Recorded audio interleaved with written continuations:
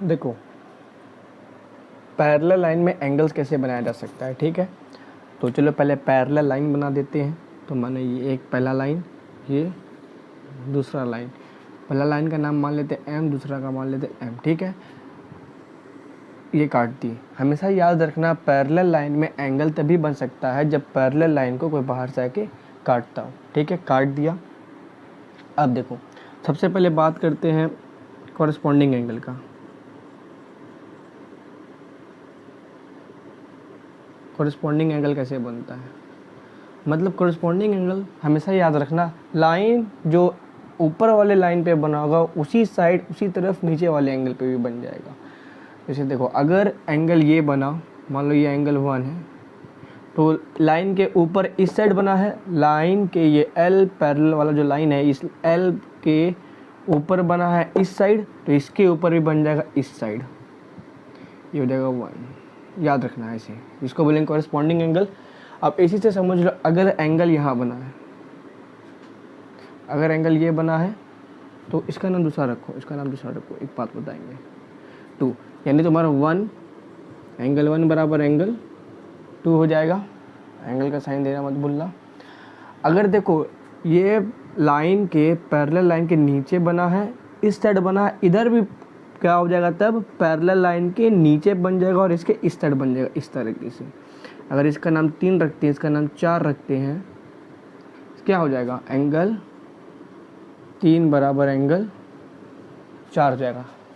देख रहे हो ना। अब अगर तुम इसका निकालो तो अगर लाइन के इस साइड बना है तो क्या बोले, अगर लाइन के ऊपर बना है इस साइड तो इधर भी लाइन के ऊपर बनेगा इसी साइड, समझ गया। अगर इसका नाम तुम रखो, इसका नाम रखो तुम P, तो इसका और Q रखो तो क्या हो जाएगा तुम्हारा P और Q बराबर हो जाएगा। ये समझ में आ गया। चलो कोई दिक्कत नहीं, ये था तुम्हारा कॉरस्पॉन्डिंग एंगल, ठीक है। अब बात आता है अल्टरनेट एंगल का। डिफिनेशन ने समझ सकते हो, डिफिनेशन तो ज़रूरी भी नहीं है, ठीक है। तो अब बात आता है अल्टरनेट एंगल का, इसी में देख लेना दूसरा।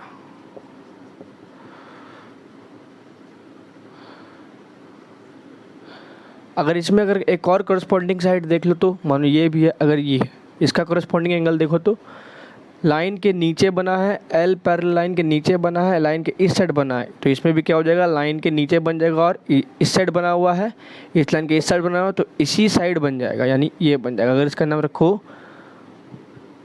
छुटका ए और इसका बी रखो तो क्या हो जाएगा कॉरस्पॉन्डिंग एंगल में एंगल ए बराबर एंगल बी। हमेशा याद रखना कॉरस्पॉन्डिंग एंगल में अगर लाइन के पहले याद रखो पैरेलल लाइन के ऊपर बना है तो इसमें भी ऊपर ही बनेगा।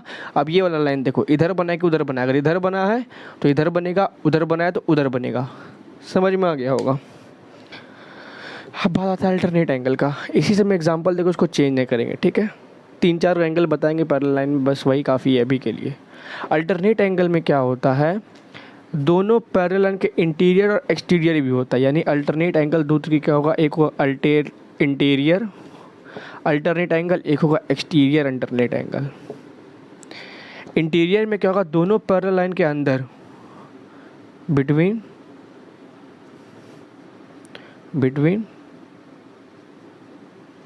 पैरेलल लाइंस, और ये इसमें क्या होगा दोनों पैरेलल लाइन के बाहर, आउटसाइड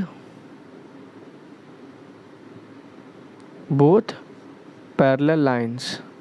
ये सिंबल है पैरेलल का, ठीक है। तो देखो अल्टरनेट एंगल्स में फाइंड किया जाए तो कैसे फाइंड किया जाएगा, ठीक है। चलो देखते हैं। पहले आते हैं इंटीरियर पे, पहले बताते हैं इंटीरियर, यहाँ पे बताते हैं इंटीरियर, ठीक है। इंटीरियर अल्टरनेट एंगल, और यहाँ बताएंगे एक्सटीरियर, ठीक है। इधर बताएंगे इंटीरियर, उधर बताएंगे एक्सटीरियर। ध्यान से देखना। इंटीरियर क्या वाले, बिटवीन पैरेलल लाइंस, ये दोनों पैरेलल लाइंस के बिटवीन में, ठीक है। इंटीरियर में देखेंगे, ठीक है। तो देखा जाएगा, पहले समझना अल्टरनेट एंगल क्या होता है, यानी ये जो लाइन काटता है ना, इंटरसेक्ट लाइन का अपोजिट, दोनों तरफ के अपोजिट एंगल क्या होगा। दोनों में डिफिनेशन सेम होगा। अल्टरनेट एंगल तुम लिख सकते हो अपोजिट एंगल लिख सकते हो, लेकिन समझना है कैसे। देखो अपोजिट एंगल अक्रॉस लाइन लिखो या कुछ भी लिखो, देखो कैसे समझना है। ये इंटीरियर समझ रहे हो, दोनों लाइन के अंदर अल्टरनेट कैसे होगा। अपोजिट एंगल हमेशा याद रखना, अपोजिट एंगल ऐसा मत समझ ये दोनों अपोजिट है, नहीं लाइन के अपोजिट एंगल। अगर ये इधर है तो इसका अपोजिट उस तरफ चल जाएगा। ये ऐसा नहीं कि ये 3 × n है, 3 2 ये वाला एंगल हो जाएगा। कौन सा एंगल हो जाएगा, 3 = 2 हो जाएगा। इसमें क्या हो जाएगा, एंगल 3 = एंगल 2। और क्या हो सकता है इंटीरियर में, एक और हो सकता है एंगल A = एंगल Q। क्या हो जाएगा, एंगल A = एंगल Q। देखो है ना, ये इंटीरियर में या अपोजिट में। ऐसा नहीं कि ये और ये बराबर कर देना, नहीं, हमेशा अपसाइड डाउन होगा, मतलब अप डाउन। अपोजिट एंगल में कैसा हो सकता है, अप डाउन में होगा। और क्या होगा, लाइन के इस पार होगा, मतलब लाइन के इधर उधर होगा। लाइन के ऐसे करके सिंबल दिखा दो, लाइन के इस तरफ होगा। ये सब बस लिखने के लिए समझा रहे हैं, ऐसा होता नहीं, ठीक है। यानी अल्टरनेट एंगल अप डाउन होगा, ऊपर नीचे ही होगा और अपोजिट में होगा। ये इसके अपोजिट है, देखो ये अगर इधर है तो इसका अपोजिट उस तरफ चल जाएगा, लाइन के उधर होगा, लाइन के उस तरफ होगा, ठीक है। ऐसे को बोलते हैं अल्टरनेट एंगल। इंटीरियर में देखा जाए, इंटीरियर में तुमको बताएं पैरेलल लाइन बीच में इंटीरियर, तो 3 के बराबर 2 हो गया, A के बराबर Q हो गया, ठीक है। अगर एक्सटीरियर में देखा जाए, अब लाइन के बाहर देख रहे हैं तो क्या हो जाएगा, P इस तरफ है, PA तो उधर अपोजिट में चल जाओ B। समझ में आ गया, P इधर है, अपोजिट में चल जाओ B। अपोजिट लाइन के एकदम अपोजिट चल जाना है, तुमको पहले लिखा दिया, लाइन के एकदम अपोजिट चल जाना है। ये बाहर है तो इसके बाहर क्या होगा, इसी साइड ने अपोजिट साइड, लाइन के उस पार ये हो जाएगा। यानी कि पहले में क्या हो जाएगा, एंगल P = एंगल B। और क्या हो सकता है, देखो एंगल 1 = एंगल 4 हो सकता है।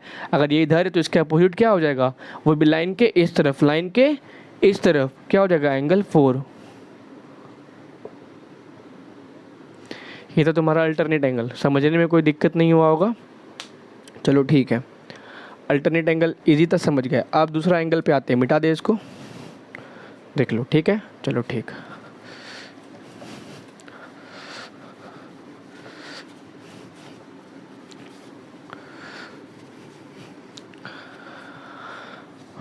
अब सिर्फ बात आता है, एक ये तो अल्टरनेट का इंटीरियर एक्सटीरियर पर लिए, अब सिर्फ बात आता है वर्टिकली अपोजिट का, फिर बाकी को इंटीरियर ऐसे करके आएगा, ठीक है। तो पहले वर्टिकली अपोजिट देख लेते हैं। वर्टिकली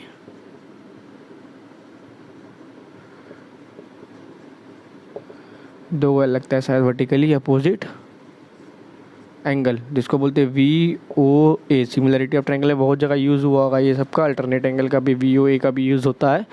तो वर्टिकली से VO से अपोजिट A से एंगल, वर्टिकली अपोजिट एंगल समझते हो, मतलब ऐसा, अगर ऐसा कहीं रहा, इसके सामने वाला, ठीक है, एकदम सामने। तो 1 के सामने क्या है, 3, एकदम इसी में देखना है, 1 के सामने 3, इधर उधर मत जाना है, उसी में देखो, सेम में, मतलब अपोजिट, जस्ट अपोजिट। क्या करना है, जस्ट अपोजिट एंगल, उसके just opposite angle, just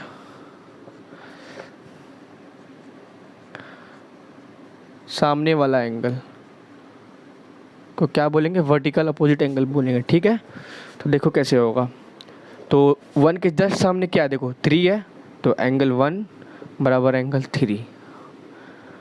P के जस्ट सामने क्या है, A है, एंगल P = एंगल A। बहुत अच्छा।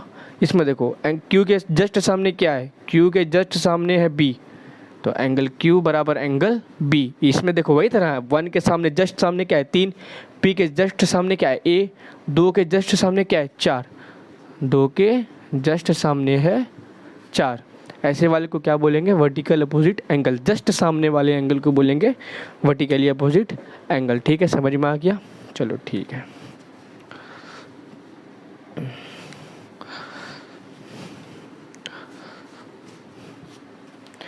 यही 3 गो था जो मेन खेला चलता है, फिर बाकी इंटीरियर एक्सटीरियर आता है बात, ठीक है। कॉरेस्पॉन्डिंग भी समझ गए होगे, 1 2, P का कॉरेस्पॉन्डिंग Q, 3 का कॉरेस्पॉन्डिंग 4। अगर 3 लाइन के नीचे है तो कॉरेस्पॉन्डिंग एंगल भी यही लाइन के नीचे इसी साइड होगा, ठीक है। कॉरेस्पॉन्डिंग एंगल में अगर डिफिनेशन नहीं लिखे हो तो वहाँ पे लिख दो, कॉरेस्पॉन्डिंग एंगल के नीचे लिख दो कि, छोड़ो क्या लिखेगा, समझ गए हो कि जस्ट नीचे वाला। उसके बाद आता है तुम्हारा, एक बात बताओ कुछ जानने से पहले, कंप्लीट एंगल क्या होता है? कंप्लीट एंगल मतलब एक अगर पूरा एंगल जोड़ दिया जाए तो हो जाएगा 360। बहुत अच्छा, 360 डिग्री, इस पूरा को जोड़ दिया जाएगा 360 डिग्री। मानो अगर ऐसे है, सही है ना, अगर इस पूरा को जोड़ देंगे तो ये कितना निकल जाएगा? 360 डिग्री। ठीक है, चलो ठीक है, बहुत अच्छा। कंप्लीट एंगल क्या हो गया? 360 डिग्री। ये 3 को तुम्हारा मेन था। अब बात आता है इंटीरियर, को इंटीरियर क्या होता है, को एक्सटीरियर क्या होता है। ठीक है, को इंटीरियर और को एक्सटीरियर।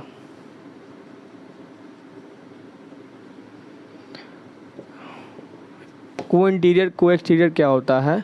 को इंटीरियर होगा तुम्हारा बिटवीन, हमेशा याद रखना, between parallel lines, between parallel lines.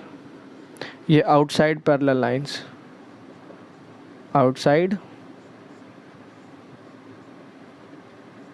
Parallel lines कैसे होता है दिखा देते हैं। ठीक है, को इंटीरियर में बराबर नहीं होता है। को इंटीरियर और को एक्सटीरियर में अभी तक तुम 3 एंगल पर है, तीनों एंगल में बराबर होता होगा, लेकिन इसमें बराबर नहीं होता है, इसमें मिल के 180 बनाता है। ठीक है, तो को इंटीरियर एंगल बिटवीन लाइन मतलब सेम साइड, सेम साइड होगा दोनों में same side.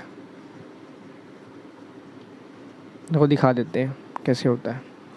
Between parallel line, इधर अगर ए है, इधर का ले लो 2, एंगल ए प्लस एंगल 2, यानी को इंटीरियर तुम्हारा एंगल कौन कौन सा हो गया?